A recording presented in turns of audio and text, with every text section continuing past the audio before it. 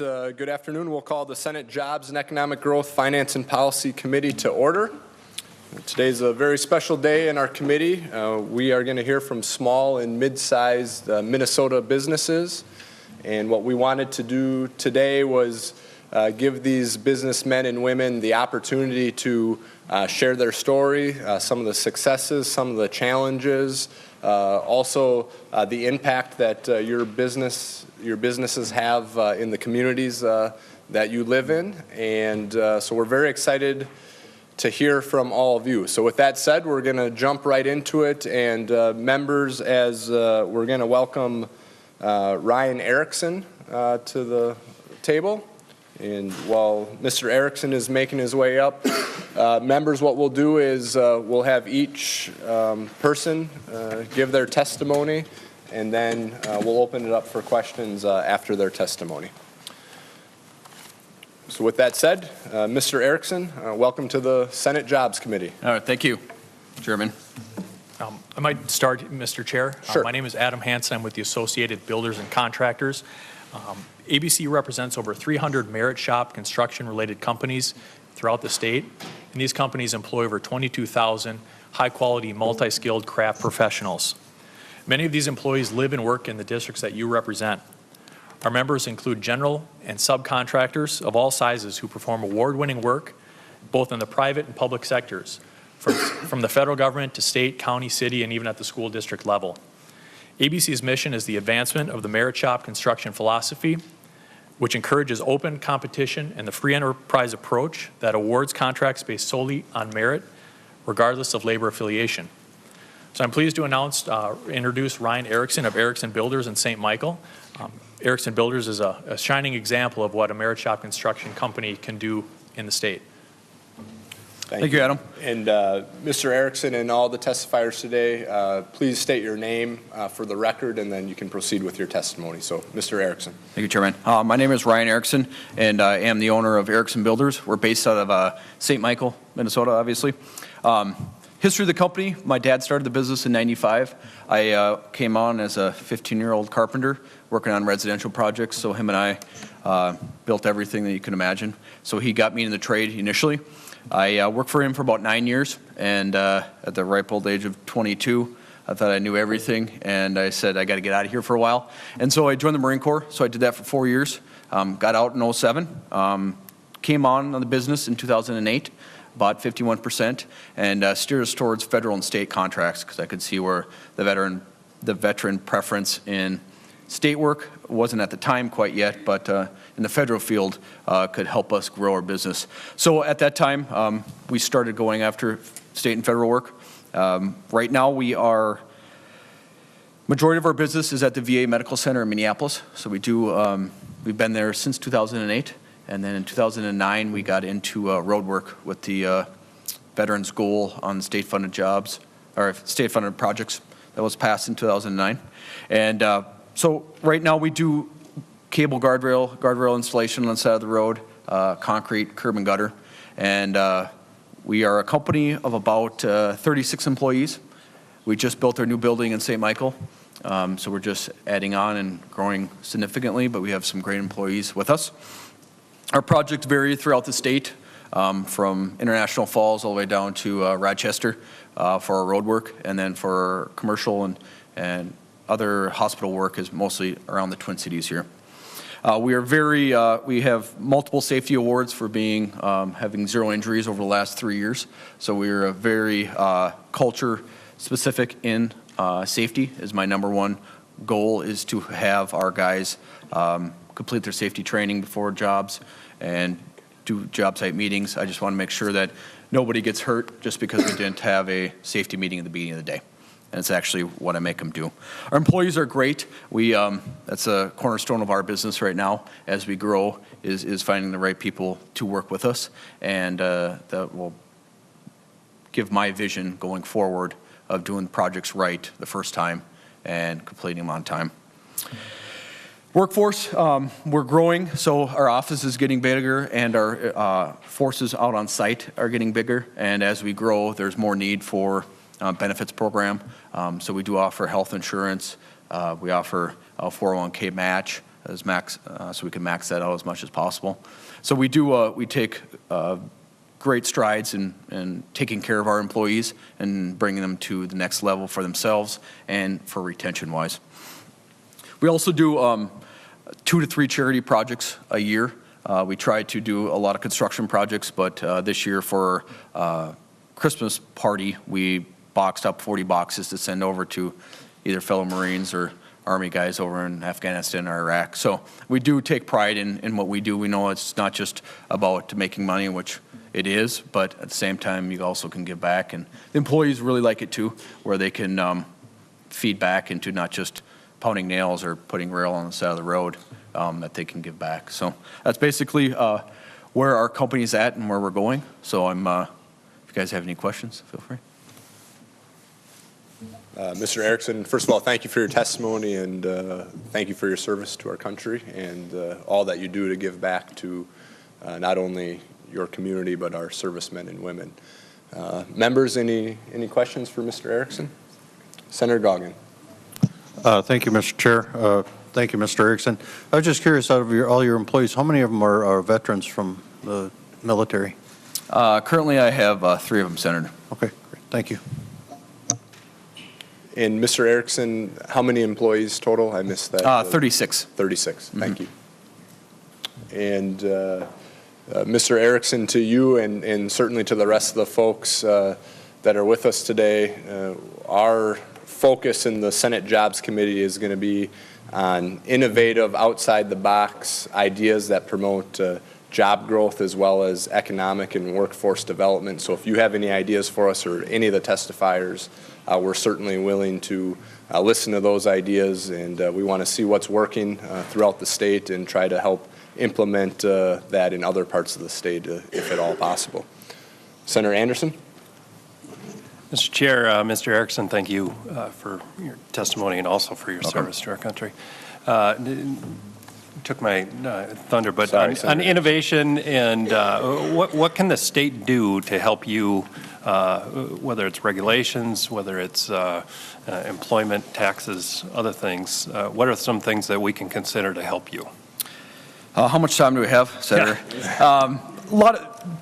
A lot of our work is state and federal, so I'm well-versed in regulations and the amount of time it takes for the administration end of doing the contracts, whether it be for Department of Transportation or MnDOT or the VA or Corps of Engineers. So a lot of it would be regulations. The paperwork aspect of every contract is very cumbersome. For the employment-wise, for us to grow, a big thing is payroll tax is a big item for me. That our payroll is quite large due to the fact that we do a lot of prevailing wage jobs. So my guys are very well paid, and on top of that, I get to pay that too. So that is one area where if that was cut, I would not just put that money in my pocket. I would use it to grow the business, because I look at my business as long-term. I'm not here for just 1 or 2 projects or 1 or 2 years. I want this company to be around for many years, which I think a lot of owners do. That I don't think they want to just do it, a majority of them, I should say, want to have a long-lasting company either to pass it down to their other family members or their sons.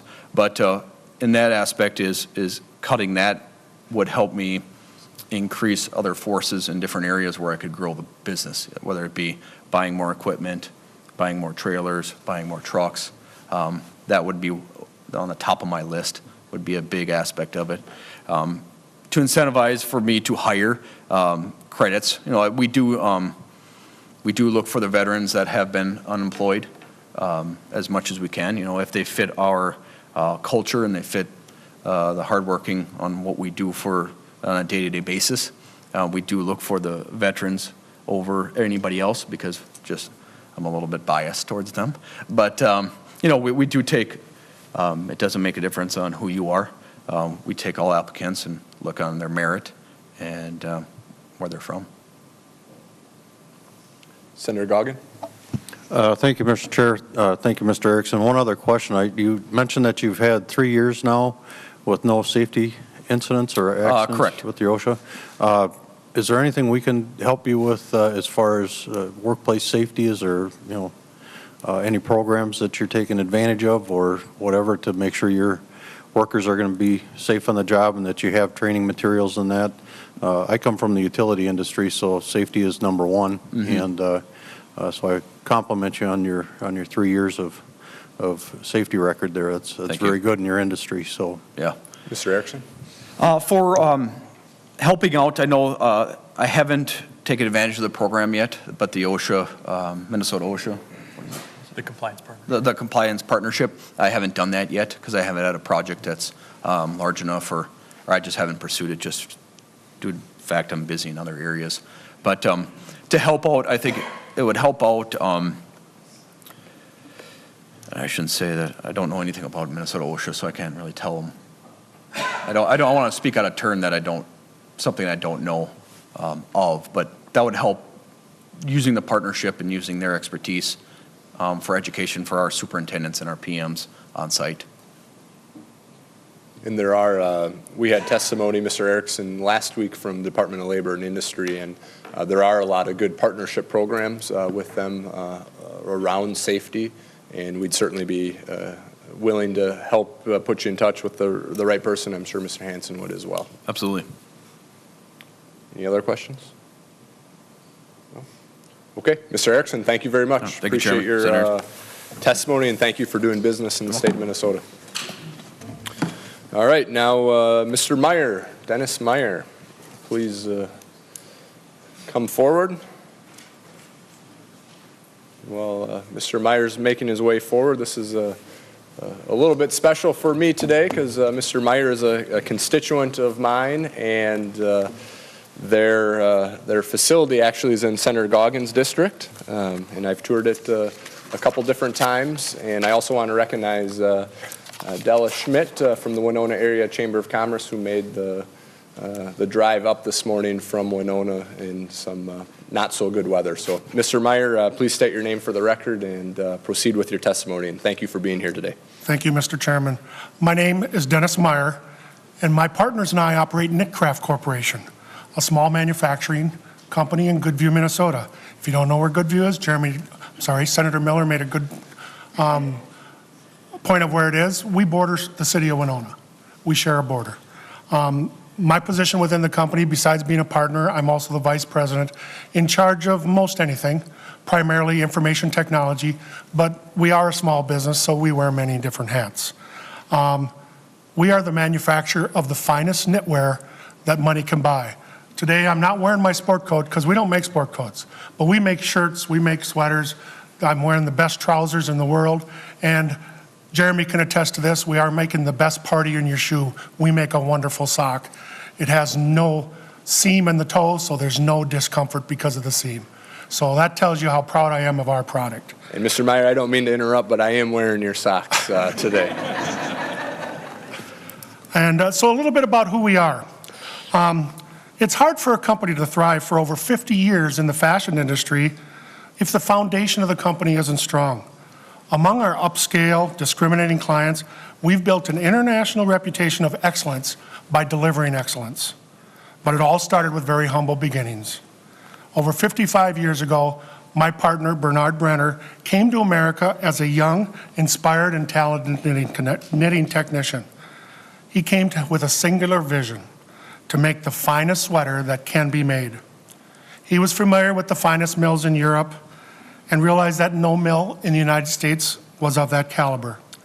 Yet he insisted on making a mill in the United States.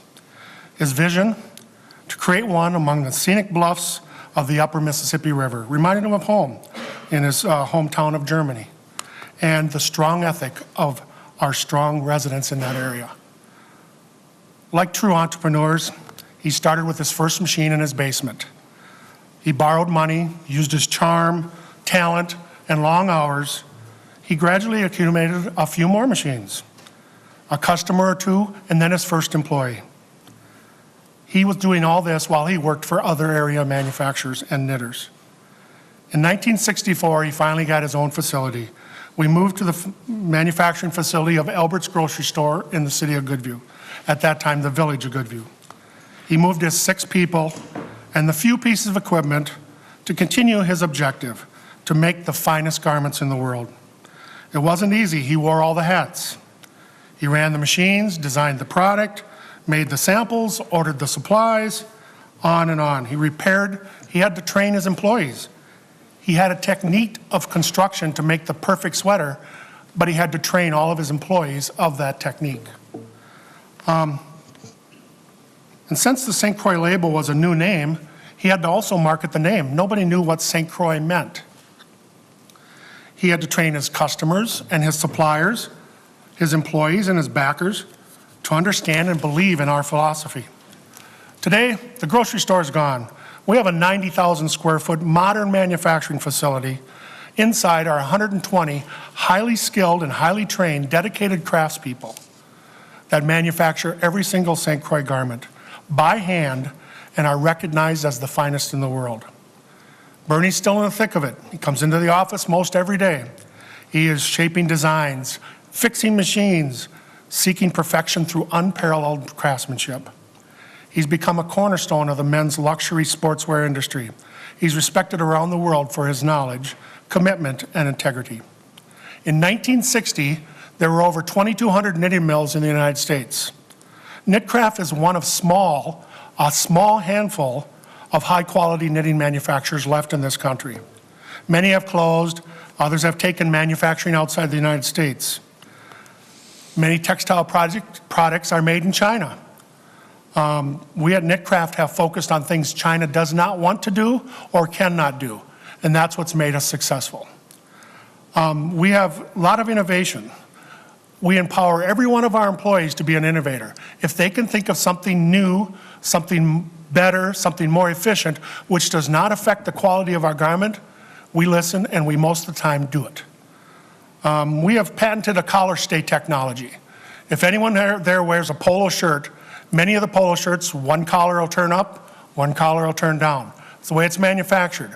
We have developed a process where we knit in a Teflon stay, and our collar will stay perfect through the life of the garment. We guarantee it. Our bands, we do a looping process. Looping process is a very labor-intensive, slow process of attaching the trim to the garment. And we do that with one strand of yarn, special yarn, that allows it to stretch, and there's no bulky seam. You will not see a seam on any of our looped garments. We also have a patent on a seamless V-neck. The V-neck has no seam in it. It's put on as one piece. Most V-necks, they gather them together in the front or somewhere in the back. Ours will never have a seam in it. And that is a patented process that we do. We also hand cut every one of our garments to make sure that if there's a pattern on the garment, that it matches where the two side seams match, that the pattern exactly matches that area. Same with the shoulders and the cuffs. They're all made out of the same dye lot, so we don't have a variation in color. Our people who pick our dye lots can see so many differences that are way beyond me, and that's why I'm not in the dye lot selection process, that they can tell the difference of all these different color ranges. And that's what we do for our customers. That's who we are. We are proud of our legacy, and I'm proud of our craftsmanship. Bernie says it the best. You cannot, at any price, from any source in the world, buy a better sweater. You can only pay more. Little note about our philanthropy. You know, our experiences shape our lives. Sometimes they're so impactful that they remain with us for the rest of our life. Something that touched the life of Bernie Brenner when he was growing up as a small boy during World War II in Germany made him what he is today. He watched his community members hide and care for a neighbor's disabled child. Disabled children or disabled adults were not the ideal population, I guess, for Hitler at that time. So they were most of the time removed from their communities and probably disposed of or killed. They hid this child for many years. And then after the war, they could openly make sure she was there. After coming to the United States, his commitment, he wanted to continue that. In 1960, there were many institutions around the state of Minnesota that were closing for people with disability, either physical or mental disabilities. He worked in the local Winona community to help organize and get started ORC, Occupational Resource Center. that put these individuals to work, gave them a purpose. We even employed some of those people in our place of employment. And the look on their face to see their self-worth, that they're doing something, and then they're getting paid for it, is unbelievable. You got to experience it. He also learned that a lot of these individuals have no family, or no family that acknowledges or visits them. So every Christmas, we get the names of every individual of every one of these institutions in the Winona area, and we give each of them one piece of our product. Most of them are given a sweater or a shirt. And some of them, that's the only Christmas gift they get. So we're very proud of doing that, making them feel like they're still welcome in this society. Bernie also learned in his young age about freedom. He came to this country and he was free. So he became a U.S. citizen. And since we're in the middle of a war, he was drafted into the Army. So he spent his 2 years as an interpreter in the Army between German and English. And his English wasn't very good at that point, so I don't know how well he did. But it shaped another part of him. We are committed to our service people. Every serviceman or woman that comes back from duty, we invite them to our factory, show them what we do, and give them product, and tell them how we're appreciative of their service. And that's something we have done since probably 30-some years ago. I've been there 35 years, and we've done it every year I've been there. So we are committed to our veterans. We employ as many of them as we can. And then all of these experiences came together in 1994. Bernie and his wife, Colleen, formed the Knitcraft St. Croix Foundation. And their mission is to give back to people who, through no fault of their own, are in the situations they are, and to give back to them. So every year we hold a charity sale. Actually, we hold 2 charity sales every year. And the company donates a bunch of product. We sell it to the public at 50% off of retail. And all the money we raise goes to support our charities. Last year, I'm proud to say, we gave about $100,000 to $120,000 back to those charities. And all those charities fit our mission of those who cannot help themselves, or through some scholarships and those types of things. So we're very, very happy about our philanthropic adventures, and we're going to continue them as long as we can. But it keeps getting tougher. Business today is a lot more challenging than it was back 30 years ago. But we still believe in that, and we will continue to strive for that. In fact, it even rubs off. Our employees now, every Christmas, from the school